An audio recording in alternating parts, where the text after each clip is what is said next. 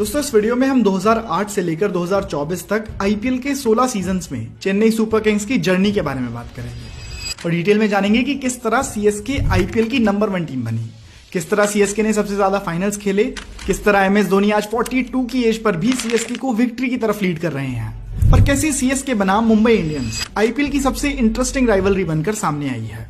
तो आइए शुरू करते हैं। आईपीएल 2008 साल 2008 ये आईपीएल का इनॉग्रल सीजन था। सारी फ्रेंचाइजीज नई थी और सभी शुरू से ही एक सॉलिड टीम बिल्ड करने को देख रही थी और ऐसा ही कुछ सोचा था चेन्नई सुपर किंग्स ने भी। सीएसके ने शुरू से ही सोच लिया था कि उन्हें किसी भी कीमत पर एमएस धोनी अपनी टीम में चाहिए। बट ऐसा क्यों? इसका सबसे बड़ा रीजन था 2007 टी20 वर्ल्ड कप। एमएस धोनी अपने इंटरनेशनल डेब्यू के कुछ सालों बाद ही काफी नाम कमा चुके थे, both as a captain and a player. उन्हीं की कैप्टनसी में इंडिया ने अपना पहला और एक लौता टी20 वर्ल्ड कप जीता। ऐसे में आप ही बताओ कौन सी टीम इस प्लेयर को नहीं लेना चाहेगी। और जब ऑक्शन शुरू हुआ तब सीएसके और बाकी टीम्स ने एमएस धोनी पे जमकर बोली लगाई। इसी के साथ एमएस धोनी उस साल ऑक्शन के कॉस्टलीस्ट प्लेयर बन गए। सीएसके ने एमएस धोनी को 1.5 मिलियन डॉलर्स में खरीदा था, जो उस वक्त इंडियन करेंसी में 6 करोड़ रुपए होते थे। बट आपको कैसा लगेगा कि अगर मैं कहूं कि इस कहानी में एक ट्विस्ट है, एक कंट्रोवर्सी है। द कंट्रोवर्सी, एमएस धोनी जो कि ऑक्शन में सीएसके में गए, वो एक्चुअली मुंबई इंडियंस में जाने वाले थे, मगर इस सबको होने से रोका एक सिंपल येट इंपॉर्टेंट रूल ने। वो रूल बताने से पहले इसकी थोड़ी बैक स्टोरी समझ लेते हैं।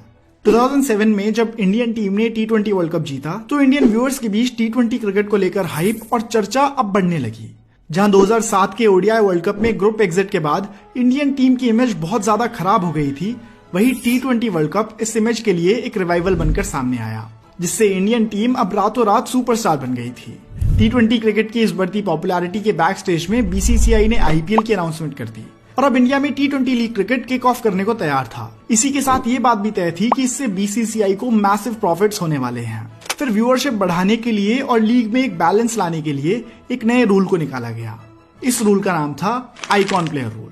मतलब इंडियन क्रिकेट टीम के कुछ फेमस प्लेयर्स को उनकी लोकल टीम्स को रिप्रेजेंट करने का मौका दिया जाएगा, जिसे आइकन स्टेटस नाम दिया गया। यानी जो आइकॉन प्लेयर्स होंगे उन्हें उनकी लोकल टीम फ्रेंचाइजी में भेज दिया जाएगा।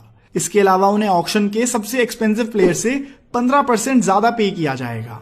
सबसे पहले आईपीएल कमेटी के द्वारा 4 आइकॉन प्लेयर्स को नियुक्त किया गया। मुंबई इंडियंस में गए सचिन तेंदुलकर, आरसीबी में गए राहुल द्रविड़, केकेआर में सौरव गांगुली और दिल्ली डेयरडेविल्स में गए वीरेंद्र सहवाग। डेक्कन चार्जर्स को भी वीवीएस लक्ष्मण मिले थे, लेकिन ये ट्रांसफर पूरा नहीं हो पाया। अब चेन्नई सुपर किंग्स और राजस्थान रॉयल्स के अलावा सभी टीम्स के पास अपने आइकॉन प्लेयर्स थे। राजस्थान रॉयल्स को शेन वॉर्न ने ज्वाइन करा और अब सिर्फ सीएसके के पास कोई आइकॉन प्लेयर नहीं था। इसका मतलब सीएसके के पास पूरा पर्स फुल था। उस समय पे टीम का टोटल पर्स कुछ 5 मिलियन डॉलर्स के आसपास का था और आइकॉन प्लेयर ना होने की वजह से अभी सीएसके के पास फुल पर्स की एडवांटेज थी। दूसरी तरफ मुंबई इंडियंस की मैनेजमेंट ने भी पब्लिकली आकर कह दिया था कि अगर उन्हें सचिन तेंदुलकर के बाद कोई प्लेयर चाहिए तो वो है एमएसडी। ऑक्शन वाले दिन मुंबई इंडियंस पूरी तरह से तैयार थी कि वो धोनी को अपनी टीम में ले लेंगे, लेकिन ऐसा करने में उनके पर्स ने जवाब दे दिया। सचिन तेंदुलकर के ऑलरेडी टीम में होने की वजह से उनके पास सिर्फ 3.35 मिलियन डॉलर्स ही बचे थे और वो एमएसडी के 1.5 मिलियन डॉलर्स के प्राइस टैग को अफोर्ड नहीं कर सके, जिस कीमत पर एमएसडी ने सीएसके को ज्वाइन करा। सीएसके ने बेट वॉर जीत ली और MS Dhoni Chennai super Kings के कैप्टन बना दिए गए।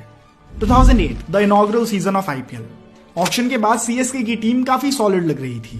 कैप्टन एमएस धोनी के अलावा उनके पास बैटिंग लाइनअप में Suresh Raina, Stephen Fleming, Matthew Hayden और माइकल हसी थे, जबकि बॉलिंग में मुथैया मुरलीधरन, लक्ष्मीपति बालाजी, एलबी मॉर्कल, मनप्रीत गोनी और मुखाया नितिनी टीम का हिस्सा बने। सीएसके का आईपीएल में आगाज काफी बेहतरीन हुआ। उनका पहला मैच किंग्स 11 पंजाब के खिलाफ था, जो कि काफी इंटरेस्टिंग मैच था। सीएसके ने वो मैच पहले बैटिंग करते हुए 33 रन से जीत लिया। उस मैच में सीएसके ने 240 रन स्कोर किए, जो कि उस सीजन का हाईएस्ट टीम स्कोर भी बन गया था। उस साल सीएसके ने कुछ मैचेस हारे और कई मैचेस जीते। उन्होंने अपने 14 लीग मैचेस में से 8 विन्स और 6 लॉसेस के साथ टेबल में 3rd फिनिश किया। उस टाइम पर प्लेऑफ्स का सिस्टम नहीं था, बल्कि सिंपल सेमीफाइनल्स होते थे। टॉप 4 टीम्स को सेमीफाइनल्स खेलने का मौका मिलता था, जैसे जो अभी हमें वर्ल्ड कप में भी देखने को मिलता है।